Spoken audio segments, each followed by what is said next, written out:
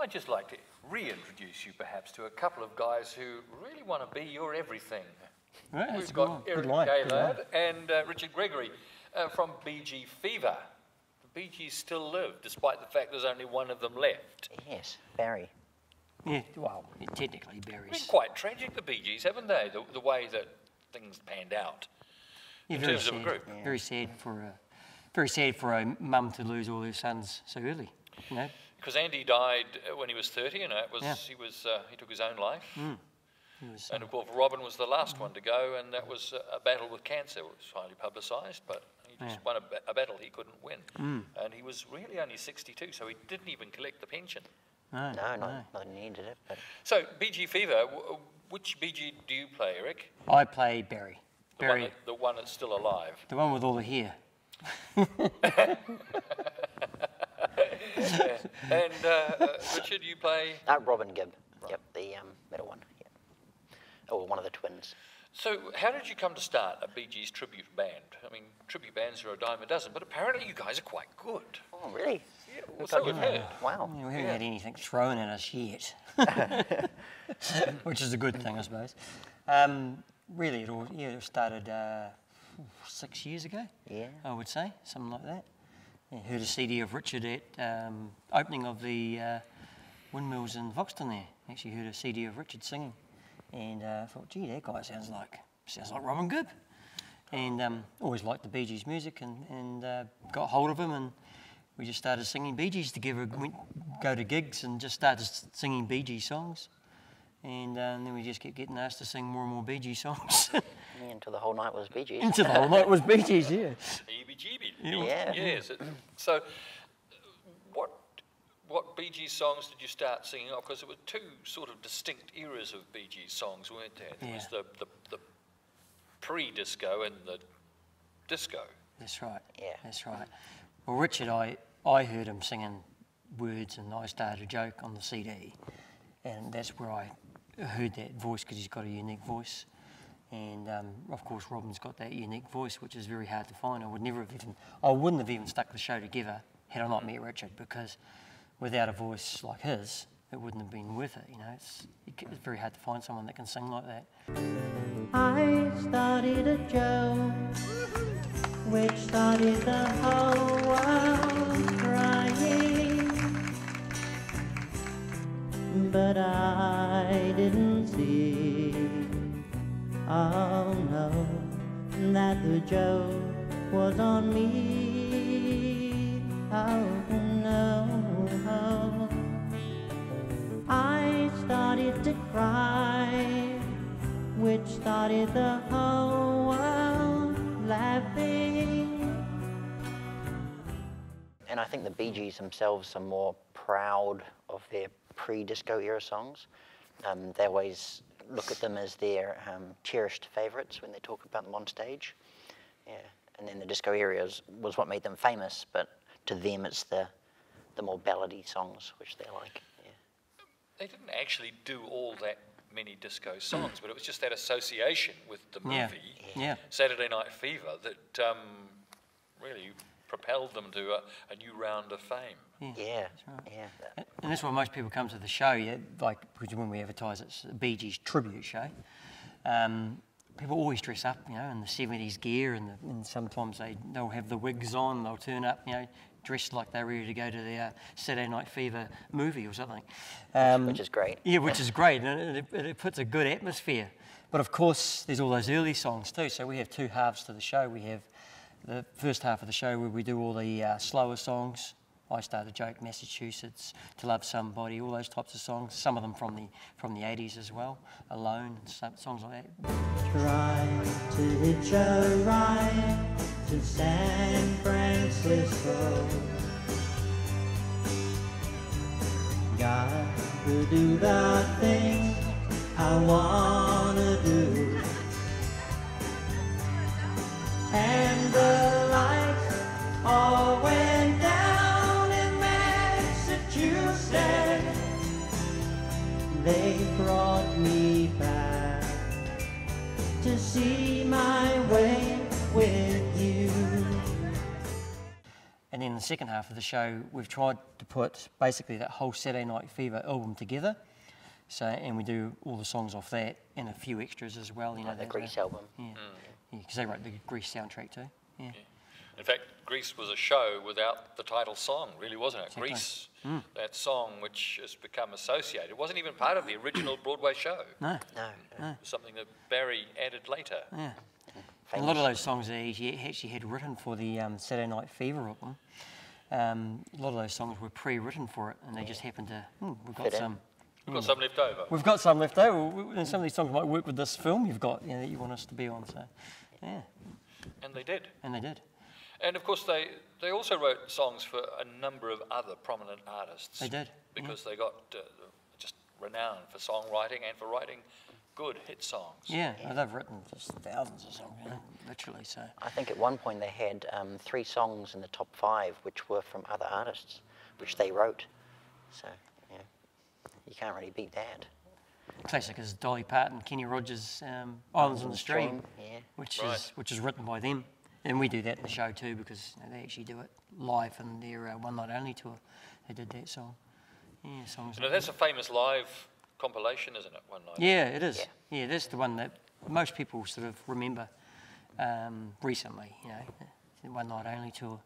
And we do a part of that sort of layout with an acoustic set halfway through a show.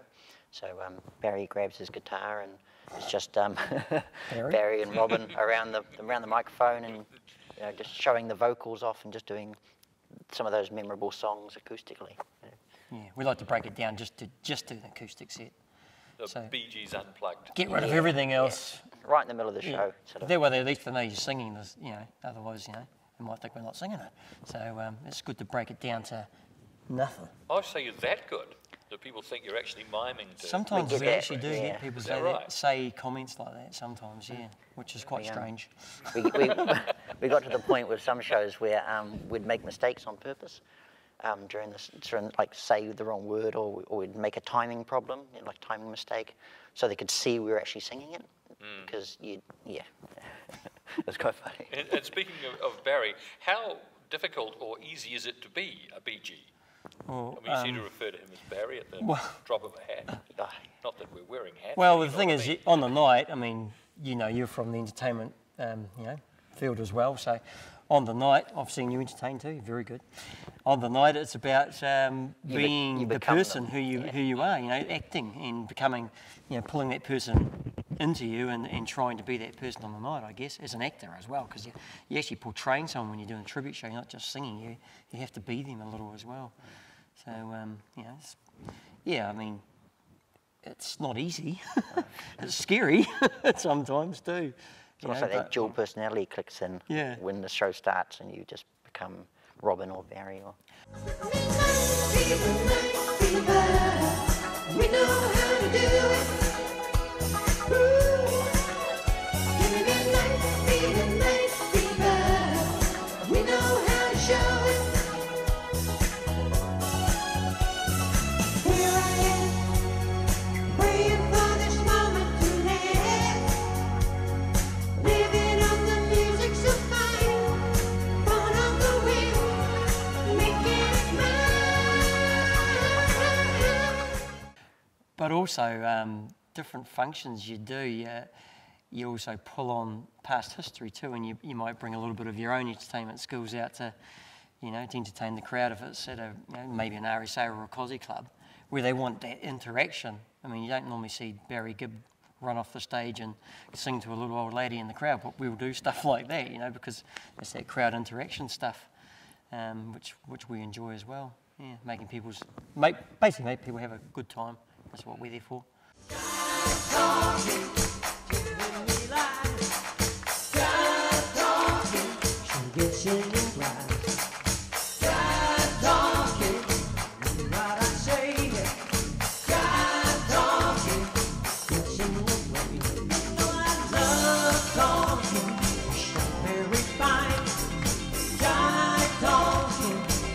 And if there's somebody you die, now you're died talking, getting around. Hey, you can tell by the way I use my walk, my walk.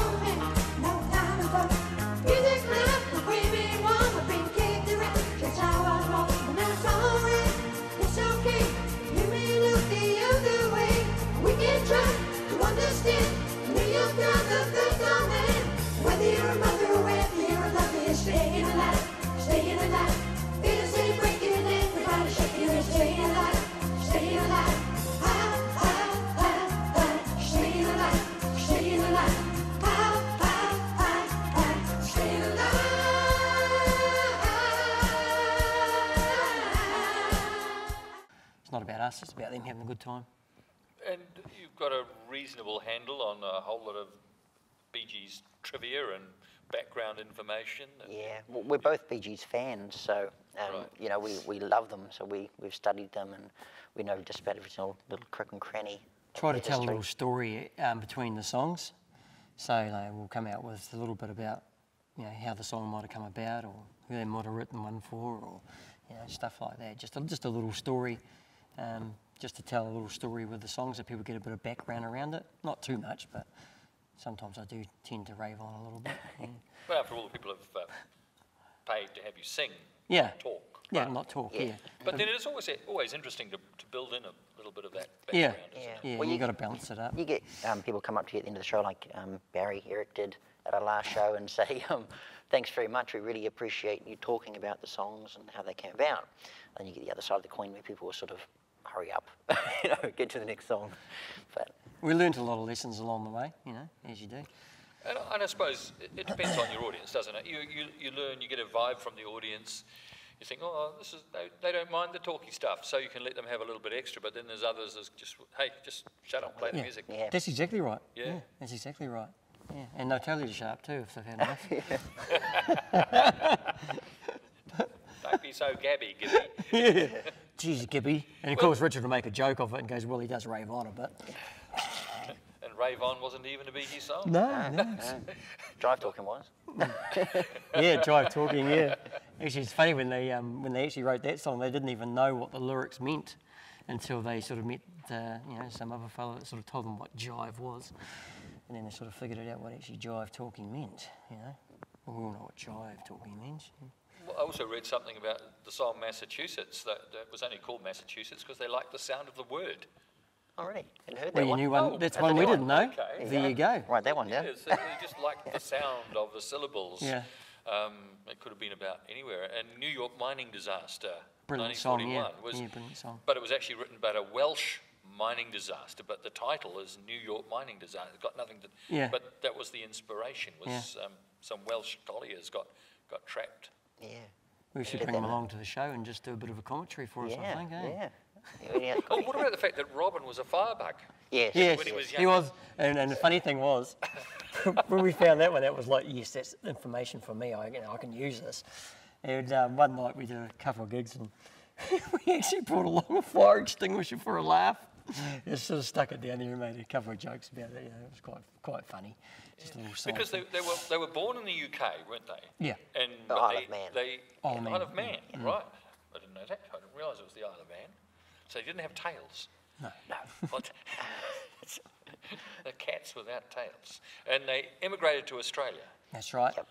And the boys were getting into a bit of They trouble. were, yeah, they're basically, it's sort of, They got in trouble in England, Yeah, and that's yeah. why they went to Australia. yeah. Right. It But was they sort of carried like- on getting in trouble when they got. The little policeman sort of said, you know, Mum and Dad, I think it might be best if you take the boys somewhere else to sort of you Yeah, know, express There's a land themselves. down under where convicts thrive. And the funny thing was, when they're on their way back from Australia, Yeah. because they sort of decided to go back to England, on the way back, their song, I Started the Joke, became, Spicks and Specks, sorry, Spicks and Specks became #1 in Australia, while on the way back to UK to try and, you know, get big Became over there. famous. yeah. Became famous. And over over in there. England, it meant nothing. Is that right? Yeah, no one Because cared. must confess I can actually remember that song, sort of that famous piano. Yeah, Yeah. Dum, dum, yeah, yeah. dum. I'll let you sing it. No, it's good. But they broke up, sort of, didn't they? About the 70s, end of the 60s, 70s. I think Barry, the original Barry, called it First Fame, where I think probably predominantly him and Robin sort of clashed. And you can see why, because they both have such distinct, dominant voices. And they probably jostled for the first position a little bit. And yeah. And they went off their own ways. And Barry wrote a #1 hit. And Robin wrote a #1 hit. And then it was sort of, okay, we're still competing. And eventually they got back together again. So, As brothers do. yeah. Can't break the bond. So how long do you think you can keep this rolling Bee Gees tribute show going? Well, probably indefinitely, because we enjoy it. We don't mind just keep doing it. We'll probably, even if we do a show a year, 2 shows a year, we'd be quite happy. Because we enjoy the music, and we'd be singing it at home, in the shower, in the bathroom, or... I think as long as the generations that's still around to enjoy that music, we can keep doing it. While we're capable of doing it too, by the way, because it's the high falsetto stuff and that, as you get older, you may not be able to reach those notes no more. So I guess time will tell, Wear tighter underpants. Well, yeah, even they don't help, once... You've tried that. Once you're to that stage. Yeah, no, I haven't tried that one yet, no. But I guess, until we either get sick of it, doing it ourselves, I don't think we'll never get sick of the music. But until we actually get sick of doing it ourselves, maybe, or it's just maybe people don't like the Bee Gees no more. But I can't ever see that. No, happening. I can't see it. So you can find there's an appeal that just keeps flowing down the Well, the music's so generations. diverse. Yeah. I mean, it goes from ballads to disco to 80s pop. You've got everything. The funny thing is, when you go to one of our shows, you'll see a range of people from 20 to 90 there, and it's quite amazing. And they'll all get up and have a dance, and they'll sing to the songs. So I think the younger generation also has been brought up with the music. The parents have played the music. Their children have a great memory from it. It might be something that happened to the family. They remember the songs. It brings back memories of good times, and so music's very. You can transport it for a endless amount of time. I think. Yeah. At our last show, we had a lady come up to me and she said, "I don't like the Bee Gees. I don't like disco. I only came because I brought my mother with me." And she goes, "But you changed my mind. I like I like the music now." So that's an achievement for the Bee Gees, if not us. Yeah, exactly. Yeah.